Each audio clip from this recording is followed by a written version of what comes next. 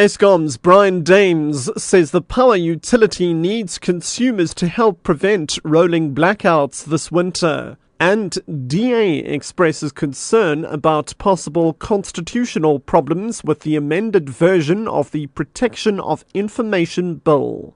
I'm Richard Brooks. Eskom's Chief Executive Officer Brian Dames says the power utility needs consumers to help prevent rolling blackouts this winter. This could happen if a large-scale system shortage or blackout was imminent. Meanwhile, Public Enterprises Minister Malusi Gigaba says limiting Eskom's electricity tariff hike to 8% is likely to have far-reaching implications. Gigaba has welcomed NERSA's decision. The implications of the lower tariffs and revenue approved on Eskom's operations and overall business sustainability are currently being investigated. On February 28, NERSA announced it had granted Eskom an 8% electricity tariff hike each year for the next 5 years in its third multi-year price determination. The DA has expressed concern about possible constitutional problems with the amended version of the Protection of Information Bill. This is despite the amendments being accepted by the National Assembly's ad hoc committee. The ANC in the committee accepted all the amendments to be incorporated into the original bill.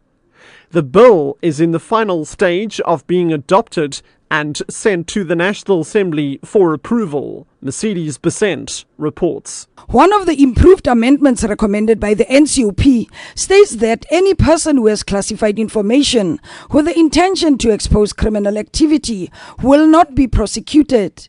The DA and the ACDP still have concern with the espionage clause and the tagging of the bill. They argue that the bill should have been tagged as one which affects provinces. The DA's Dean Smart says this will pose a constitutional challenge because of a clause in the bill which deals with provincial archive material, which is the responsibility of provincial legislatures. But the ANC has endorsed all the recommendations and does not believe that the bill should be tagged as one which affects provinces. The Department of Basic Education has warned teachers that they will face disciplinary action if they take part in the SATU March planned for Wednesday. Department spokesperson Panyaza Lesufi says the Cape Town and Pretoria March, which is expected to attract about 26,000 teachers, is illegal.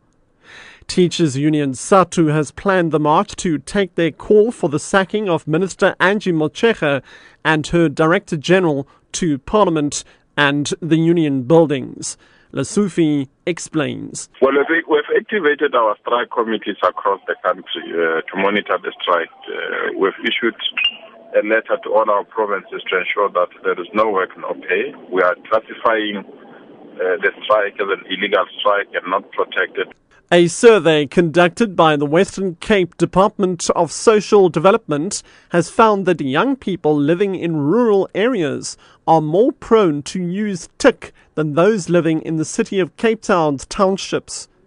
The survey polled over 20,000 learners between grade 8 and 10 to determine their use of drugs, tobacco and alcohol. Department Head Robert MacDonald. We have approximately 80 million rand budget for substance abuse treatment and other interventions. We now have to make sure those resources are correctly placed and targeted in communities that need them the most. And specifically, we found gaps in rural areas where there's higher than expected prevalence of substance abuse among young people.